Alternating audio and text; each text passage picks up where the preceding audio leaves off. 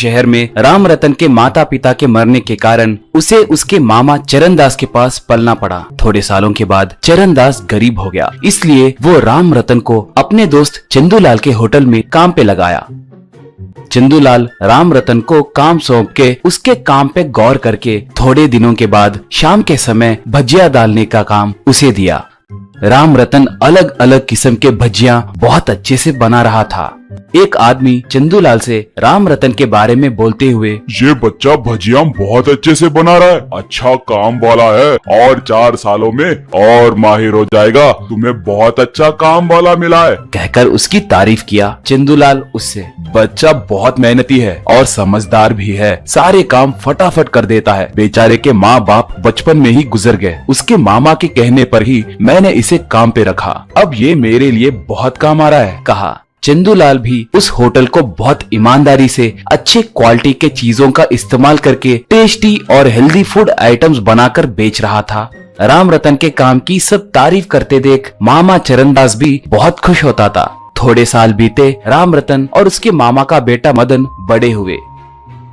एक बार चंदूलाल राम रतन से, आजकल मेरी तबीयत बिल्कुल ठीक नहीं रहती, अब से मैं होटल की जिम्मेदारी मेरे बेटे को सौंप रहा हूँ, तुम जैसे मेरे पास काम कर रहे थे वैसे ही मेरे बेटे के पास काम करो। राम रतन के काम की सब तारीफ करते देख मामा चरणदास भी बहुत खुश होता था। थोड़े साल बीते, राम रतन और उसके मामा का बेटा मदन बड़े हुए। एक बार चंदूलाल राम रतन से, आजकल मेरी तबीयत बिल्कुल ठीक नहीं रहती, अब से मैं होटल की जिम्मेदारी मेरे बेटे को सौंप रहा हूँ, तुम जैसे मेरे पास काम कर रहे थे वैसे ही मेरे बेटे के पास काम करो, इस महीने से तुम्हारी तनख्वाह बढ़ा रहा हूँ, तुम्हारे वजह से ही हमारा भज्जी होटल इस पूरे जिले में बहुत मशहूर हुआ है, कहा। राम रतन, ठीक है जी, मैं आपके बेटे को आप मानकर काम करूंगा, आप अपनी तबीयत का ख्याल रखना, आपने मुझे अपने बेटे के जैसे मेरा देखभाल किया है, मैं आपका एहसान कभी चुका नहीं पाऊंगा। अगले दिन से मंगीलाल होटल चलाने लगा। मंगीलाल पिता चंदूलाल के जितना अच्छा आदमी नहीं था, उसे पैसों का बहुत लालच था। एक बार मंगीलाल राम रतन को बुलाकर, तुम क्या कर रहे हो? उतने उतने दाम के सामान खरीदकर इतने कम दाम में बेचे तो कैसे? अब से तुम राशन मत लाना, मेरे कहे सामान और आटे का ही इस्तेमाल करना। तब तक राम रतन अच्छे क्वालिटी के आटा और पदार्थों का इस्तेमाल करता था, मगर अब मंगीलाल मिलावटी सामान देने लगा।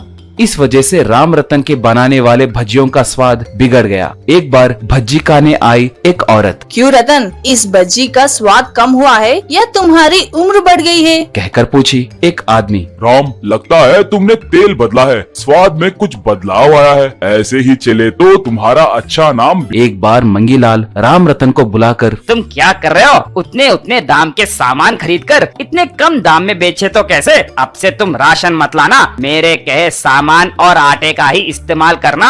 तब तक राम रतन अच्छे क्वालिटी के आटा और पदार्थों का इस्तेमाल करता था, मगर अब मंगीलाल मिलावटी सामान देने लगा। इस वजह से राम रतन के बनाने वाले भजियों का स्वाद बिगड़ गया। एक बार भज्जी खाने आई एक औरत, क्यों रतन, इस भज्जी का स्वाद कम हुआ है या तुम्हारी उम्र बढ़ गई है? कहकर पूछी एक आदमी। राम, लगता है तुमने तेल बदला है, स्वाद में कुछ बदलाव आया है, ऐसे ही चले तो तुम्हारा अच्छा नाम बिगड़ जाएगा, कहा।